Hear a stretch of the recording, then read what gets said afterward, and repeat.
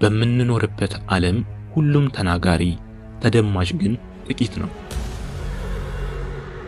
እስኪ ስንቶቻችሁ ናችሁ በሰው ምላስ የቆሰላችሁት? እውነት እናንተ ጋር ሆኖ መናገር ባለመቻላችሁ ብቻ ውስጣችሁ ያረረ በለቅሶና በዝምታ የተቀመጣችሁት?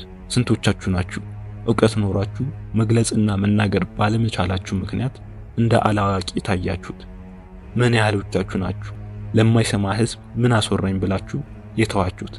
ነገር ግን ሁላችንም እዚህ ጋር አንድ ነገር ይቀረናል፣ የንግግር ክህሎት። ያ የመናገር ብቃት ሲመጣ ሰዎች በቀላሉ ይሰሙናል። ሰዎች ስንናገር ዝም ማለትና ማዳመጥ መረዳት ይጀምራሉ። ትክክለኛ ተናጋሪ ሲመጣ ዓለም ዝም ትላለች። በዛሬ ቪዲዮአችን ሰዎችን ስታወሩ ዝም እንዲሉና አድማጭ እንዲሆኑ የዓለምን ሕዝብ እጅ ካፍ ያስጫኑ የጎበዝ ተናጋሪዎችን 8 ዘዴዎች ይዘንላችሁ ቀርበናል።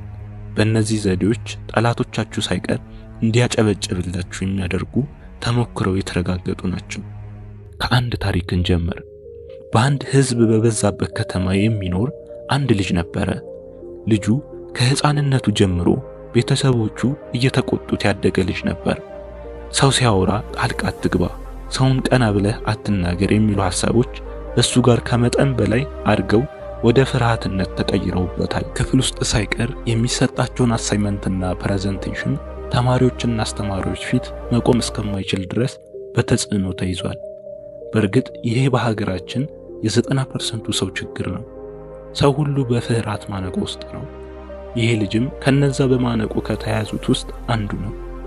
በክፍል ውስጥ ከደረጃ ከ1 እስከ 3 መውጣት የሚችል ሰው በፍርሃቱ ምክንያት ውጤቱ ከዛ በታች እንዲሆን አድርጎታል። ያም ልጅ አድጎ ወደ ዩኒቨርሲቲ ገባ። እዛ ሲገባም አንዲት ቆንጆ ልጅ ተመለከተ። እንዳያትም በውበቷ ተለከፈ።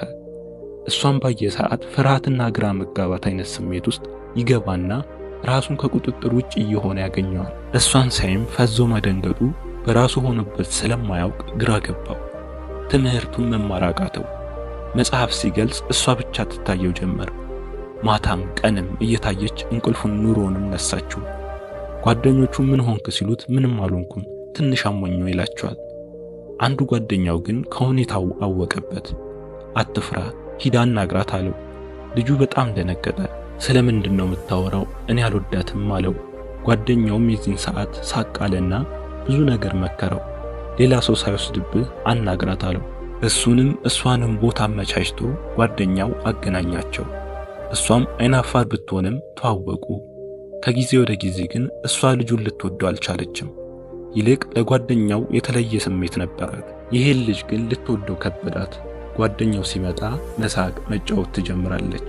ከጓደኛው ጋር ሰዎች ማውራትና መነጋገር እሱንም መስማት ይወዳሉ። ልጁም እንደሚወዳት በትክክል ሳያሳያት በትክክል ሳያናግራት ከተመረቁ ከ5 ዓመት በኋላ ጓደኛውን እንዳገባች ሰማ። በጣም ተናዶ አለቀሰ። መሞትም ፈለገ። ቤቱን ዘግቶ ምግብ ሳይበላ 3 ቀን ቆየ። የዚህን ሰዓት ቤተሰቡ ደነገጠ። ይጮሃል፣ አይበላም፣ በር ቆልፏል። የዚህን ሰዓት ቤተሰቡ መታከም እንዳለበት ወሰነ። በር ሰብረው ገብተው የአይምሮ ሆስፒታል ወሰዱት። ዶክተሩም ብዙ ነገርን ተመልክቶ ቀላል እንደሆነ ተመልክቶ አንድ ሳይካትሪስት አገናኘው። ልጁም ከብዙ ሳምንት በኋላ ቀለል ብሎ ስለነበረ ሳይካትሪስቱም ያንተ ችግር መናገር አለመቻለ ነው። በትክክል ሐሳቡን መግለጽ የማይችል ሰው በራሱ ኮንፊደንስ የለውም። ሰውም ምን ሊል እንደፈለገ ሊረዳው አይችልም። መናገር መቻል በማይተመን ገንዘብ ራስን የመሸጫ ዘዴ ነው።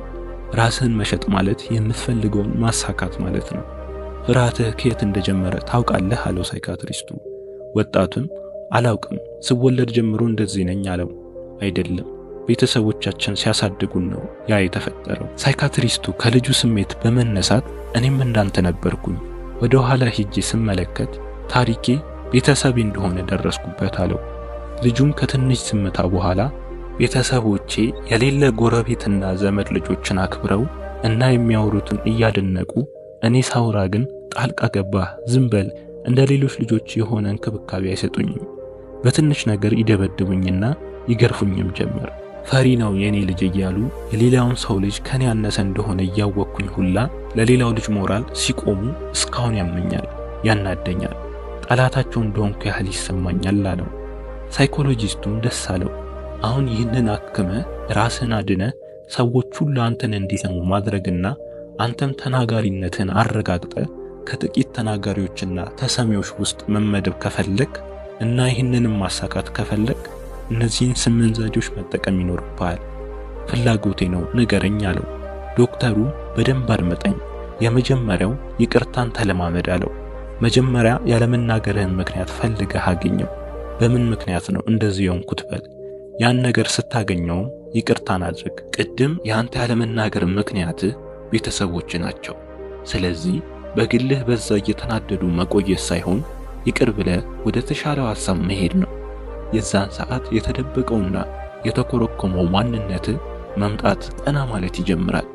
ይህንን ካደረግኩ በኋላ ሌላው ሁሉ ቀላል ይሆናል። ሁለተኛው ለ10 ቀን በተከታታይ 3 ደቂቃ በየቀኑ የራስህን ድምጽ ሪከርድ ታደርጋለህ፣ ትሰማዋለህ። በየቀኑ ይህንን ስታደርግ ጥሩ ለውጥ ታመጣለህ አለው። ወጣቱም ምን ያደርግልኛል የራስህን ድምጽ መስማት አለው። ዶክተሩ ሰው ራሱን የሚወድ ይመስላል እንጂ ራሱን በጣም የሚጠላ ፍጥረት ነው። የሚገርምህ ድምጽህን በጣም ትጠላዋለህ፣ መልሰ መስማት አትፈልግም። ስለዚህ የመጀመሪያው ነገር ድምጽህን ከአይምሮህ ማስማማት ነው። ተናጋሪ መሆን ከፈለግ ተናጋሪ መሆን የምትችለው በመናገር ብቻ ነው። በ10 ቀን ውስጥ አስደናቂ ለውጥ በራስህ ትመለከታለህ። ከዛሬ ጀምረህ ሞክረው። ሶስተኛው ደግሞ ስታወራ ቆም እያረክ አውራ። ሲያወሩ እና እያሉ ማውራትህን ትተህ ወሬ መሃል ላይ ዝምታዎችን ተጠቀም። ሌሎች ድምጾችን እያስገቡ መቆየት ተጠራጣሪና በራሱ የማይተማመን ነው ብሎ በሰዎች አይምሮ ውስጥ ያስብላል። ክብርን፣ ተጽዕኖ ፈጣሪነትን፣ ተሰሚነትን ያሳጣሃል። ሌላው ደግሞ ያን ድምጽ በምታወጣበት ሰዓት ሰዎች ስላንተ እንዲያስቡ እድል ትሰጣቸዋለህ። ይሄ ደግሞ አንተ ቀጥሎ ልትለው ስላሰብከው ነገር እንዲገምቱ ያደርጋቸዋል። ያ ደግሞ ሰዎች አንተን በጉጉት እንዲሰሙ ያደርጋቸዋል። ስለዚህ አላስፈላጊ ድምጾች ፋንታ ዝምታን አስገባ። አራተኛው ደግሞ በደንብ አንብብ፣ በደንብ ጻፍ። ይህንን ስታደርግ በደንብ ታወራለህ። ይህንን ስታደርግ ቃሎች በየቀኑ ተጽዕኖ ፈጣሪና አሳማኝ ይሆናሉ። የትኛውም ሴት በእጅ ታደርጋለህ። ያለፈው ታሪክ ያን ያስተምራል። የምትሰማው ደግሞ ጥሩ ቃላት ያላቸው ሰዎች ይሁን። አምስተኛው አይምሮ በጥቅሶችና አባባሎች እንዲያስቡ አድርገው። የዛኔ ዓለም ያንተን አባባሎች ትቀባበሏለች። ለምሳሌ ታዋቂዎች የሚናገሩት ጥቅሶች በደንብ አንብብ። ተረትና ምሳሌዎችን፣ በሃይማኖታዊ ጥሩ አባባሎችን ሸምድድ።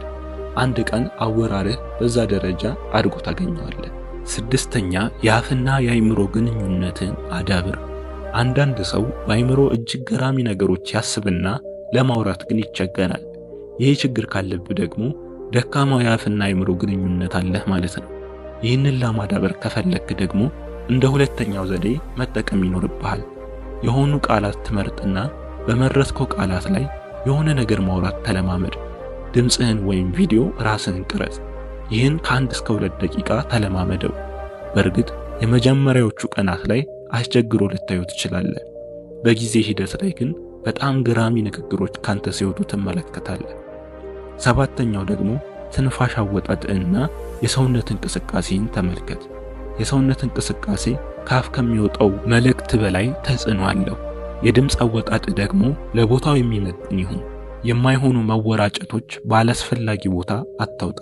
የመጨረሻውና 8ኛው ደግሞ ድምጽህን በሚያምር ቅላጼ የማውጣት ልምምድ አለ። እስኪ በደንብ የሚናገሩ ሰዎችን ተመልከት። የሆነ የሚዘፍኑ ወይም ግጥም የሚገጥሙ ይመስላሉ። ያን በራስህ ተፈጥሯዊ ሁኔታ እርግጠኝነቱን አምጣው። ሰው ይህንን ካደረክ እጁን ይሰጣል። እዚህ ድረስ ከተከታተላችሁ አንድ ቦነስ ልጨምርላችሁ። ወንድ ከሆንክ የወንድ፣ ሴት ከሆነች የሴት ድምጽ ማውጣት አለባት። አንድ ሰው ወንድ ነው ብለህ ጠብቀህ የሴት ድምጽ ቢያወጣ ተቀባይነቱን ያጣል። ስለዚህ ድምጽን የሚያወፍሩ ለሴት ድምጽን የሚያገጥሙ የድምጽ ስፖርቶችን ፈልጉ፣ ለመስራትም ሞክሩ። ይስተካከላል። የቻናላችን ተከታታዮች ቪዲዮ እንደተጠቀማችሁ ሁሉ እምነት አለ። በቀጣይ የተሻለ ቪዲዮ ይዘን ስለምንመጣ ላይክ እና ሰብስክራይብ እንዲሁም ሼር በማድረግ አብሮነታችሁን አሳዩን። መልካም ጊዜ፣ ጥሩ ህይወት ለፍጥረታት ሁሉ እንዲሆን እንመኛለን። ከኤሊሁስ